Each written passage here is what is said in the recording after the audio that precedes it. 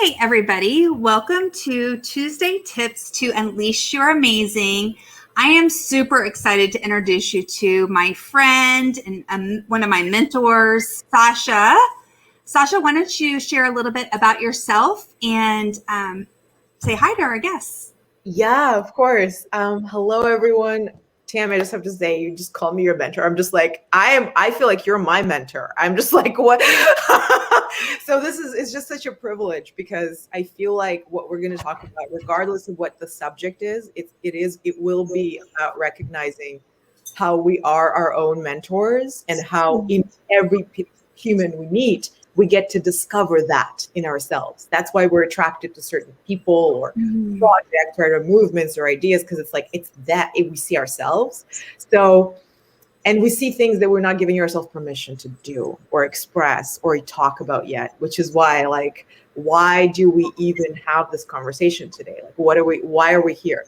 Because the whole point, to me anyway, of my life, and I feel like the whole point of really any human being's life is to create meaning, right, of everything that's happening to us and of our experience, and to find our North Star from within and understand that every single moment of our life, we get to literally co-create the world we are living in with other souls. And in that, find union and understand what that is, and really, really physically understand what that is to be in union. And then come back to ourselves and know, okay, we're in physical form, we're in the world, we're doing things, we have bills to pay, and it can be divine, and it could be aligned, and it can be in flow, and it could be in joy. It doesn't mean spiritual life, world life, over here, and we struggle in the middle. So what I do, I got so excited to see my throat chakra is what I do is I'm a spiritual guide. I want to say, right, there's so many different labels or roles I can use. Yeah, titles, so I'm a certified life coach, I have a master's in communication, media, and feminism. I study specifically intersectional feminism, and I'm also a performer, an artist, an actor. I spent 10 years doing that professionally. And then obviously, I am very, very entrenched in spiritual development and personal development, and really aligning the two. How do you live in the world and be effective and productive and find yourself by creating things? I'm very much, like you, I'm very much oriented towards being aware of what I'm doing out there, really knowing, okay, how is my work actually impacting the world? How am I impacting the world? And coming from that place of, is this giving me joy? Is this higher self speaking through me? Is this really, truly myself aligning with God's plan? And I use the word God in, whatever you want to say, universe, spirit, all religions. So I'm a student of spiritual development. And I think the biggest piece for me in this life is understanding that the truth is in everything, and you will see it so long as you give yourself permission to discover it in yourself. And once you know the truth in yourself, you can't unknow it. And it's not about believing something, right? It's not about becoming something else. It's about really, literally remembering who you are and knowing from that place that everything you ever needed and wanted is within you. And then how do you want to express it outwardly? How do you want to discover it in other people? How do you want to bring it up in the world through your work, through your relationships, right? Through the way you raise your children, right? Through how you take care of your body. Every single thing we do is our creative expression of the divine. Every single thing, right? We're literally making love to ourselves. The way that we take in the air around us, in this moment, the air is touching my skin. There is union happening between the atoms and then the photons on a quantum level. How am I receiving that? Am I flowing with that? Am I acknowledging my part in it? Am I literally creating with the universe? Or am I seeing myself as separate, right? As at the mercy of no time, no space. I have to get somewhere else. So what I do is I help people find the alignment to their higher self and do that in a way that feels right and organic and harmonious to them, whatever that means, right? Divination, human design, coaching, consulting, guidance, spiritual guidance. But overall, it is spiritual guidance, and it is embodied, right? So it is experiential, because We can't, like, I'm saying things and I'm like, words will fail me forever. Like, I cannot express what it's like to actually know when you're in alignment. You only know it for yourself. And I can help you get there and I can help you stay there, but you will be the one discovering how incredibly powerful and magnificent and worthy you are of every little desire you've ever had, and how incredibly needed it is from, like, by the world for you to express it. That's why you're here, to express all of that, to bring yourself in, to birth yourself, and then to, take care of that, actually take care of that, mother that. So it's like you're the divine father and the divine mother and the lovers, and then you're the baby, and then you're taking care of the baby, and it's like all one thing, and you're watching it happen. It's mind-blowing. And I can talk about it and it can just confuse people, or we could just do the work and ask one question: who are you? That's it. And it just begins there. What do you believe you are? That's it. Is it true? Yeah. So I love it. And I think that, we connected right away. I met you through another course that I was doing. Yeah. And that I can remember the first time, just like our souls recognizing each other. And I think that those connections are so important. And whenever you find a spiritual teacher or, friend, a soul sister per se, that really like shares a lot of the same beliefs, because I think that there's a lot of spiritual teachers and mentors out there that I wasn't really aligning with what they were saying, and it wasn't resonating. One of my mentors told me about like the Dr. Seuss machine, when he like puts it out there on the beach and it has to go through all of these different little areas to get to the bottom. When it comes to the bottom, if something doesn't completely flow through you all the way to where it resonates, then it's not your truth. And I think that one of the things I really appreciate about you is that your truth is so caring and guiding, but also like no bullshit. Yeah, it's awesome. I mean, I'm saying awesome because like my higher self's like, yeah, it's awesome. And then my little self is like, yeah. I think that that's important. And I think that one of the things that really resonates with me is that that integrating all of the parts of you. I think that a lot of mentors out there are teaching that you have to like learn to like kind of repress your shadow side. And I think that it's really important to know that when you're doing that, you're causing yourself shame. And instead that you have to integrate everything that is amazing about you, the good and the bad, your strengths and your weaknesses, because all of that serves you in some fashion. I think again, like the shadow part, I love talking about that. And it's not like, again, I feel like words, or these concepts like, shadow work and this, all it is the unknown part of you. So there is no bad. It's just a shade. It's a shade that you get to shine your light on. And the only way you can see the light, right? And that what's the purpose, right? We're talking about degrees here. Some people do have that, like really specific circumstances their soul chose where seeing the light is a challenge, and some people have given to them more, whatever, that's our soul path, our hero's journey, whatever it is. But the shadow is like it's like this, it's almost, what I'm seeing, like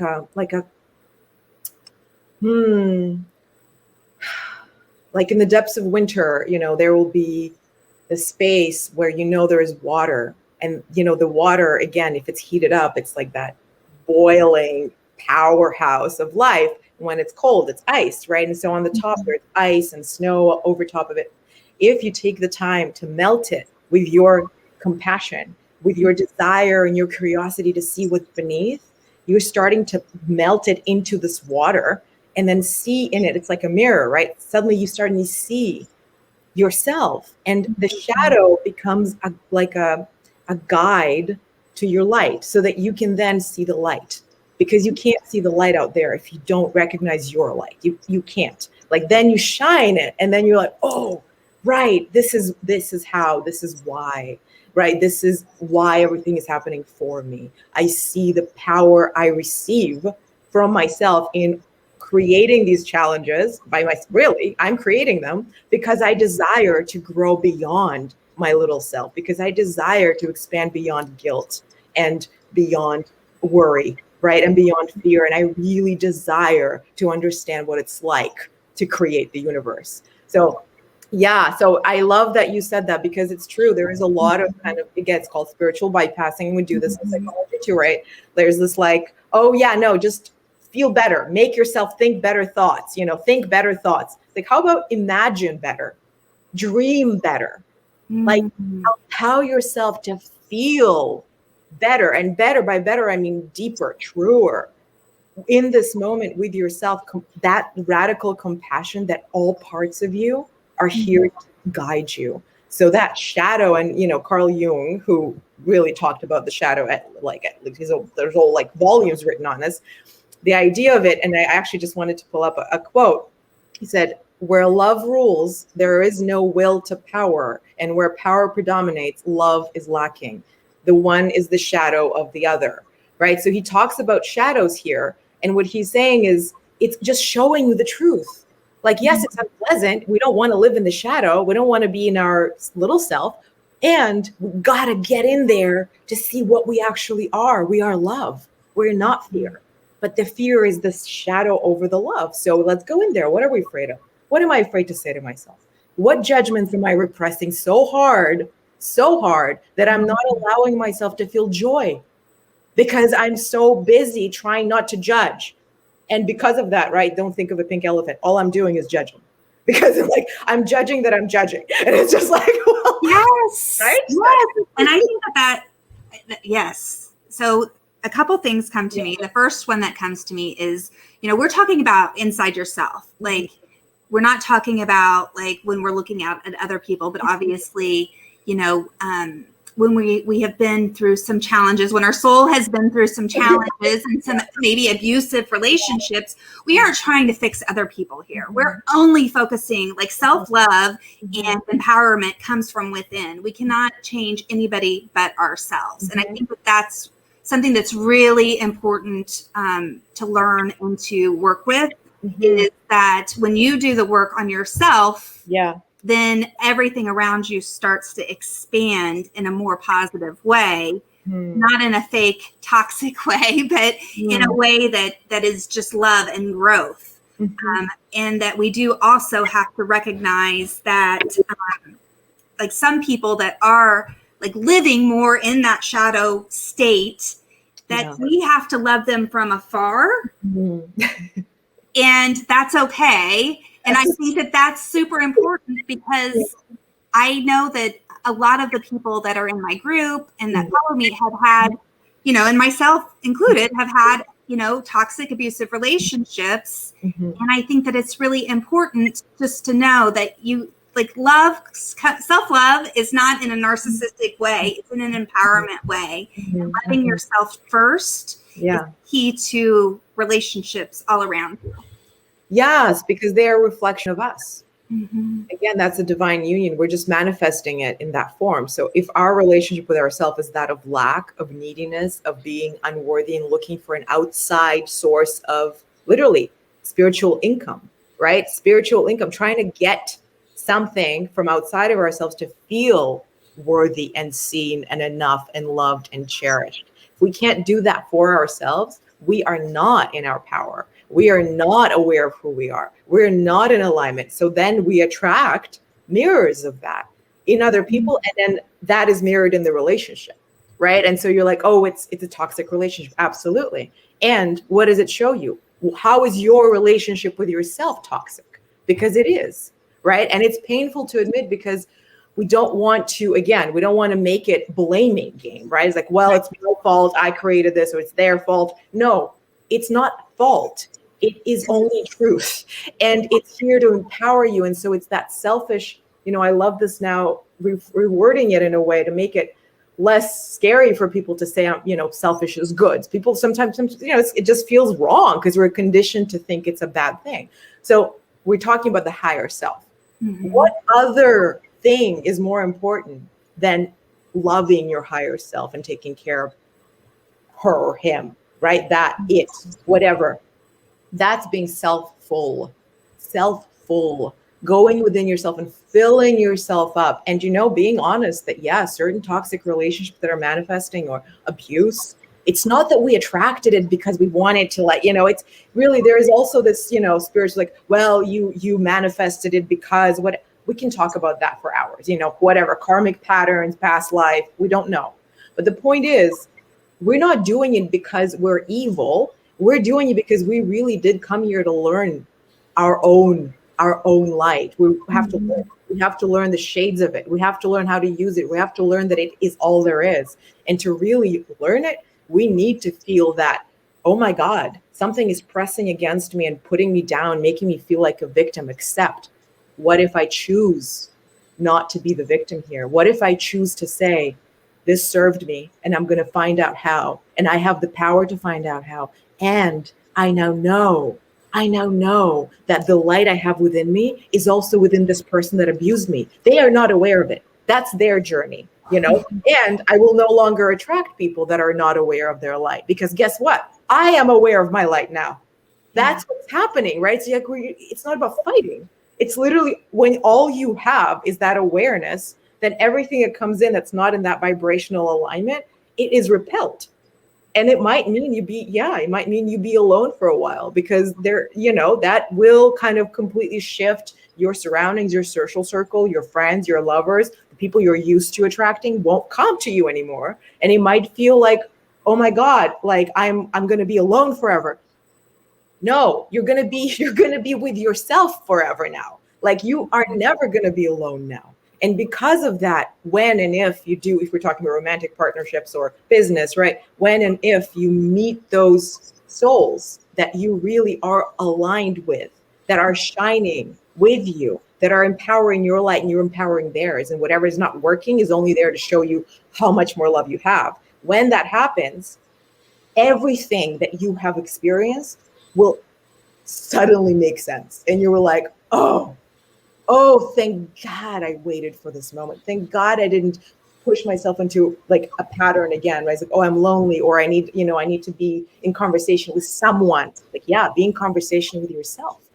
Be in conversation with yourself. And once that becomes more interesting than anything else, that's when you will discover people, like I'm talking to you, that will inspire that conversation to go even deeper. Because essentially what it is I'm talking to you, you're talking to me, but really I'm talking to myself, you're talking to yourself. And it's the one talking to itself about itself. That's why we're so excited.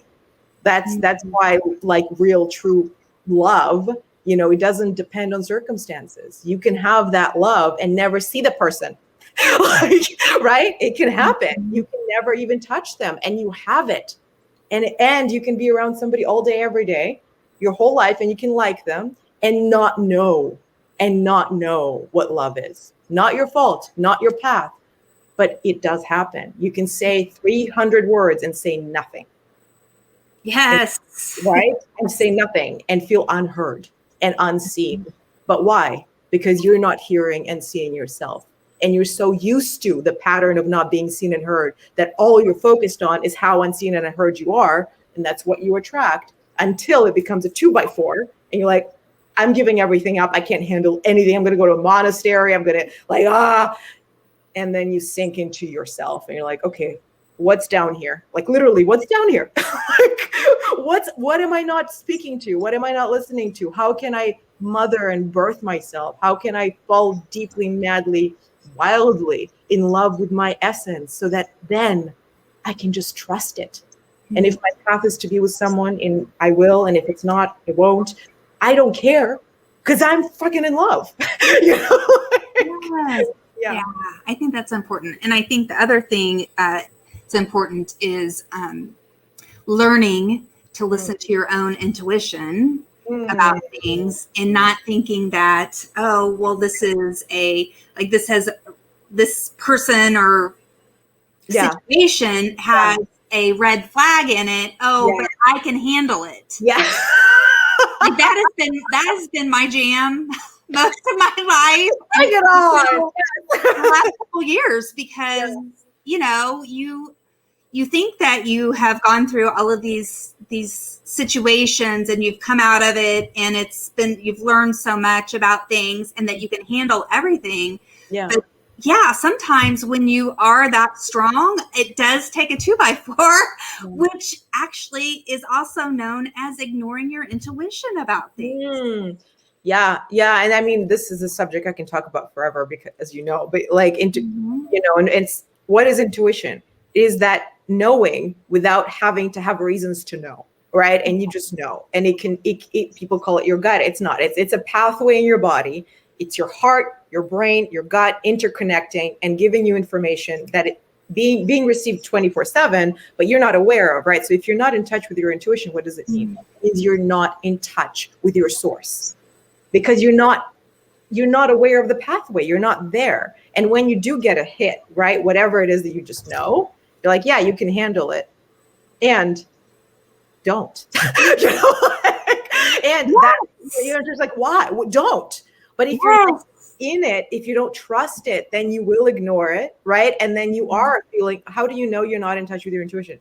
There's so many ways to know, but one of the ways to know is if you feel fear, and if you feel lack, and if you are constantly, right, if you're addicted to healing, that's another thing. If you're looking for someone else to fix you all the time, like, I need to get this guru, I need to get this, I need to get that. If you don't trust that all of that is just a reflection of you being guided, right, being honed, there's a container that you do need that. You need somebody to bring up your soul and expect you to go there, not just like inspire you, but just like you said, no bullshit, let's go. Like you need, and also that is you.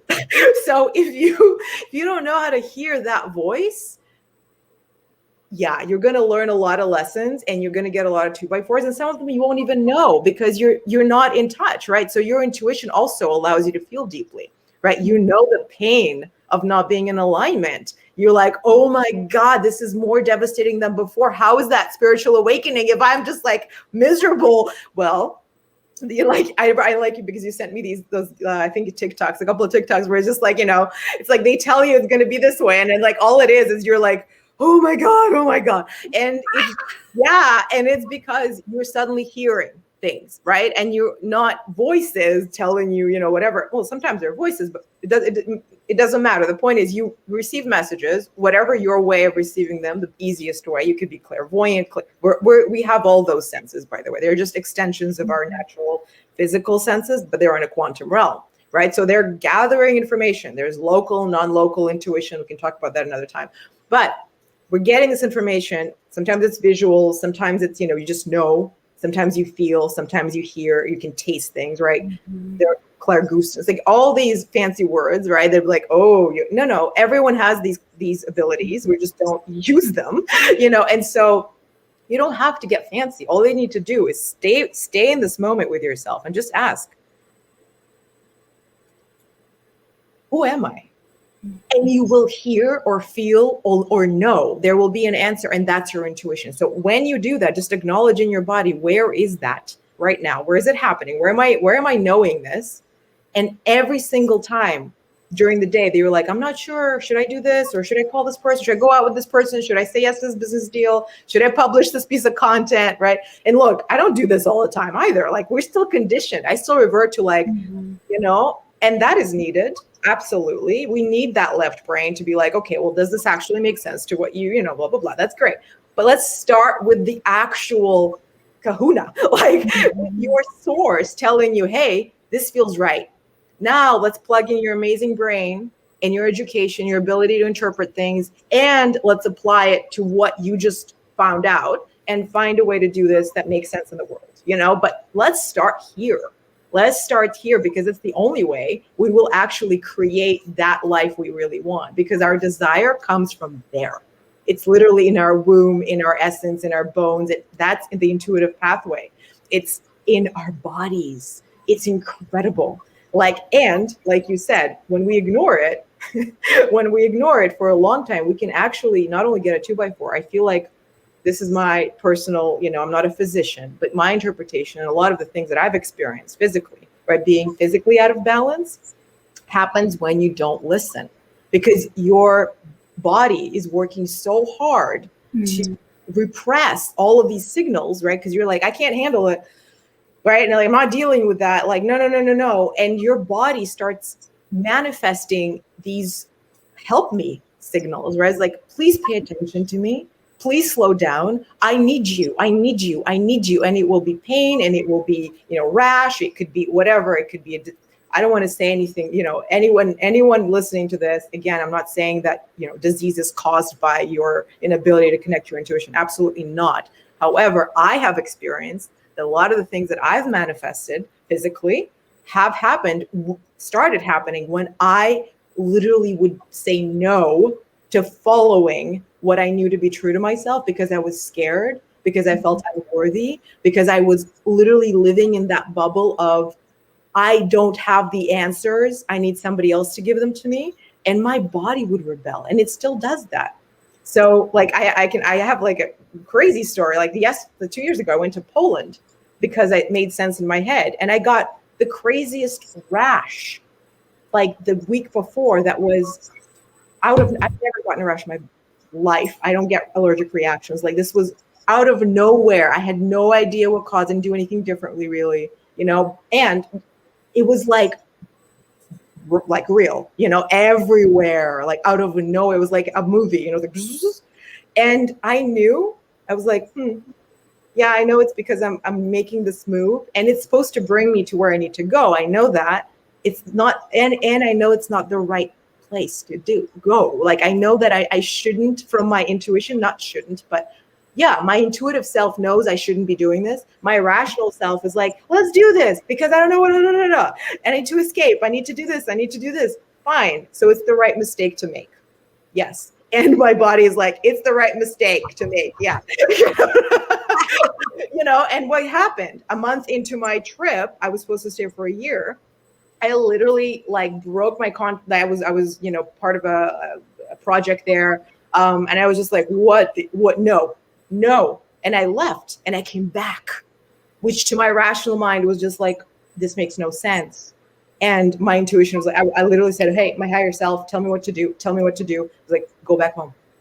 And I was like, okay, I think I'm done. Okay. Yeah. Mm-hmm. Yeah. Well, I think that a lot of times we've been conditioned to not trust that, be nice, give people a chance, know, that, as we're kids, be nice, they probably didn't mean anything by saying that. Or my favorite, right? That boy is picking on you because he likes you. There is no way I am ever uttering those words to my daughter. That's the worst. I think that is the worst.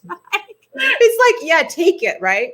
Yes. Well, in Russia, we say this is again, like, it's the feminine rising. My God, Tammy, again, we can talk about this forever, but it's like that conditioning of, let's suppress our instinct, our intuition, our knowing that we're worthy and loved. And if somebody's hurting you, no, it's not love.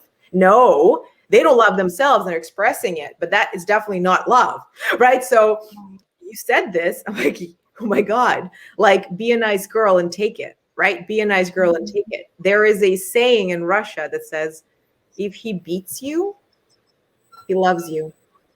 Oh, do you know how, like, that is actually a thing? Like, not saying that is what people believe in Russia, but that has been conditioned. If it's a saying, it's been conditioned generations into generations of women. Oh, he hurts you, he loves you.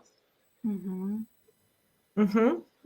we can say he hurts you, she loves you. It doesn't have to be romantic relationships, but just like friendships, right? Or like our relationship with our mothers, our father is like, well, listen, let's get honest here. Let's get honest. We're not doing them any favors. We're not serving them if we're accepting their little self flashing out at us and being like, oh, it's because they love us. No, they're being a bitch. They're being a dick. And it's not them. They are not being anything. It's their little self trying to defend itself, doing what it knows to do best. And you allowing it and taking it in. Not only are you literally leveling, right? Your energy, but you're saying this is what I deserve, and you're condoning it. You're saying, oh yeah, keep doing this. How is that helping anyone? Like, it's just, if anything, it's hurting them and hurting everyone around them, because they're going to keep doing it to other people. So when you can, you have to say something, because even if it means losing that person, what a gift. What a gift to them to get that 2x4, right? And to look at themselves. What a gift to you to say, no, I'm no longer available for this conversation, this energetic conversation. I'm not available for it anymore. And if it means I won't be available for any conversations for a little bit, great. I get to have a conversation with the one that I love the most, myself. Let's go there. Yeah. The one that's going to be consistent in your life till the day you die. You know, you're with this person forever. You might as well learn to love her.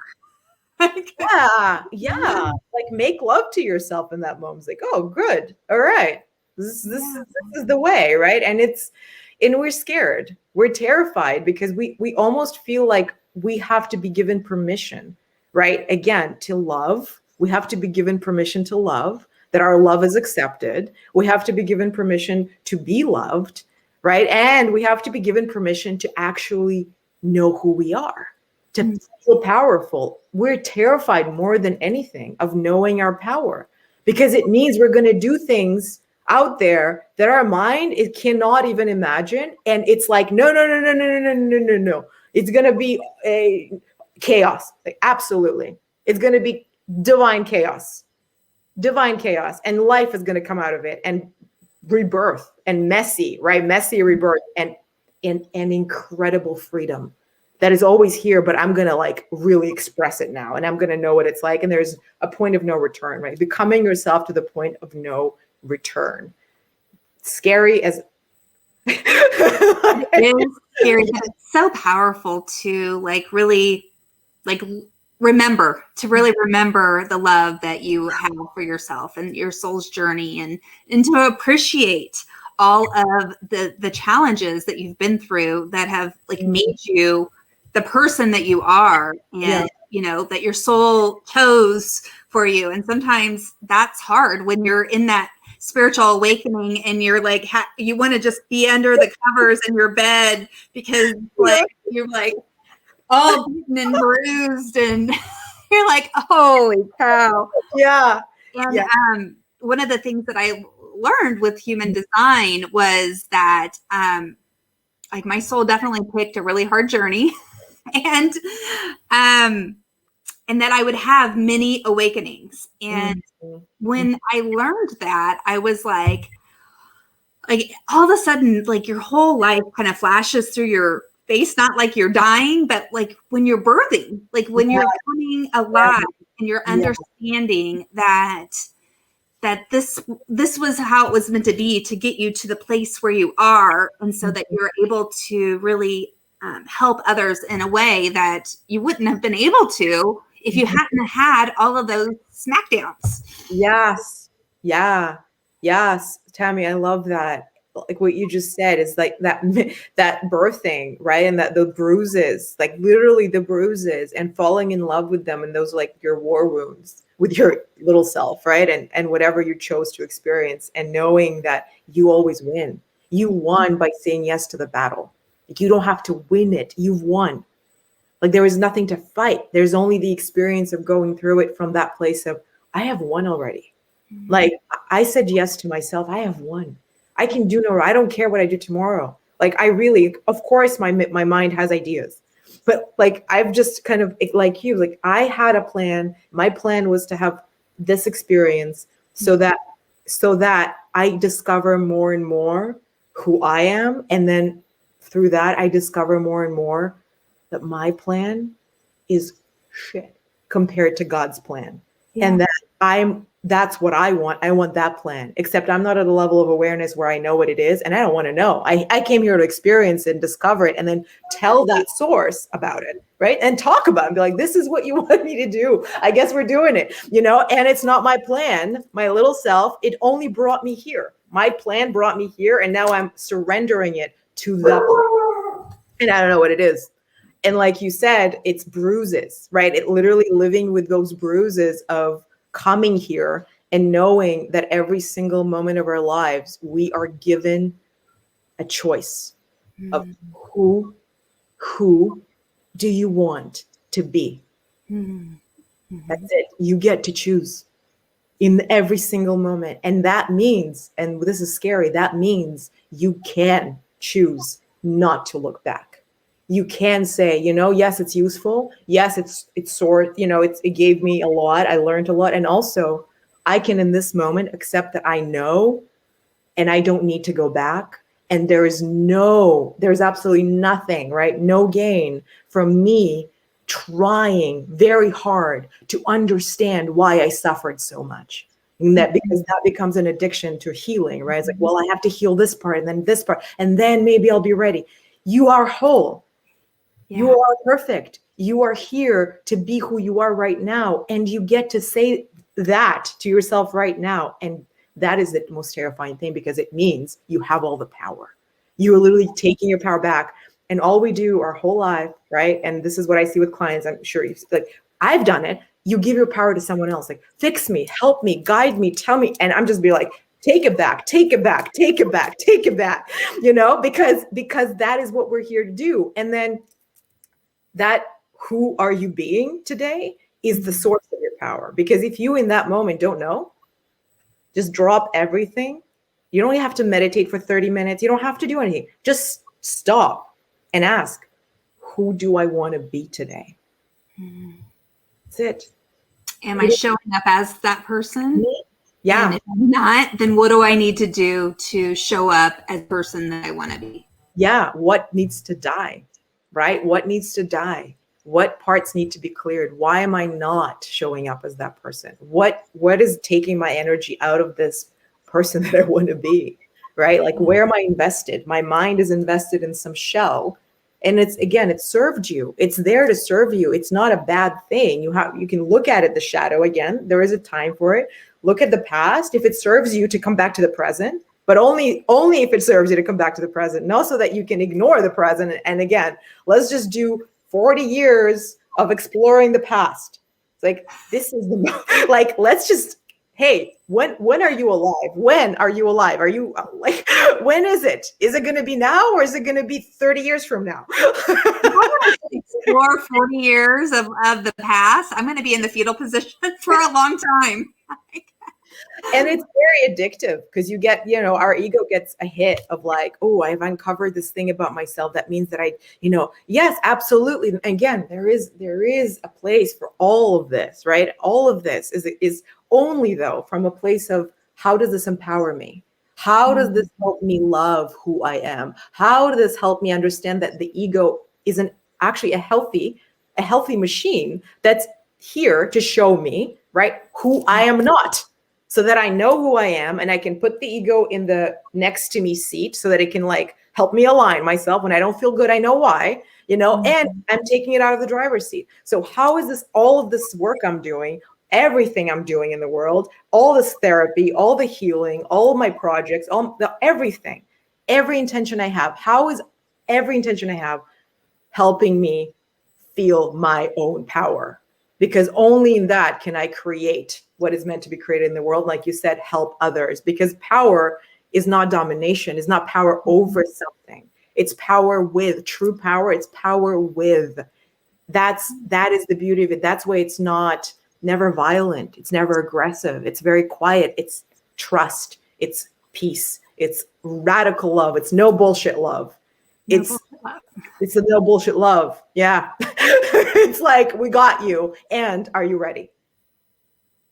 Yeah.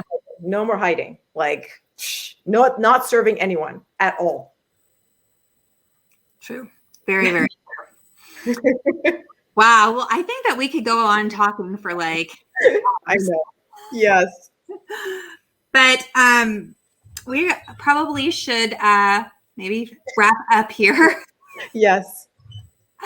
Is there anything else that you that is on your heart or your soul that you would like to share? And how would people reach out to you? Thank you, Tammy. So what's on my heart and soul is actually, I just want to call all of us to really sit with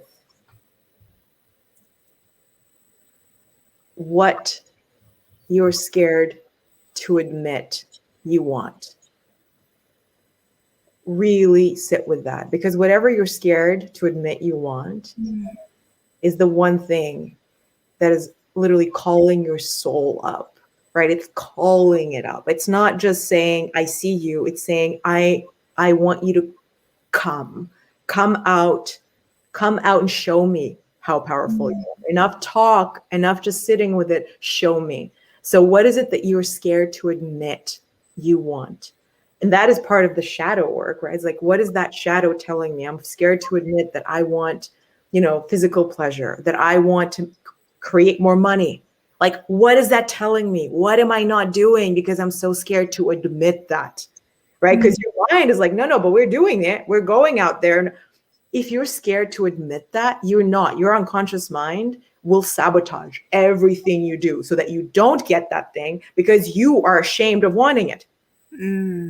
So that's what I'm working with. And that's what I see in other people. And that's what I really want to speak to, is really ask yourself, what am I scared to admit I want? And how can I have that radical compassion to sit with this desire and see its glory? See that it's been put in me by the divine. Yes, if you say, I really want to make a lot of money right now, that is the divine telling you, please do. And what do you need to do? You're going to create some awesome things. You're going to feed some people. You're going to, create jobs. I don't know, whatever. It's all going to be good. I want to find a partner and I want to have kids. And my worry, my fear, let's say, is that I'm unworthy of becoming a mother. Although I say I do, but I'm scared to admit that I'm really terrified. Okay, so let's sit with that. So what are you scared to admit? That you are not ready, right, to take care of someone else. Why? Let's do it. Why? Because I'm not taking care of myself. So how can I take care of someone else? Oh my God. Okay, well then let's sit with that desire. You want to take care of you. That's your desire. So how can you do that? We can go on and on, but really the question is, what are you scared to admit you want? And the want is the divine want, not the I want a pizza, right? It's like, that's also a divine want. That's great. I love pizza. Pizza's great. I love pizza. That's, of course, that came to my mind. And the desire is, I want to nourish myself. I want to stop judging myself. I want to stop trying to contain my feminine energy and my life force and organize it by calories, let's say, right? It's like, this is why I'm scared to admit I want pizza, right? All of these things.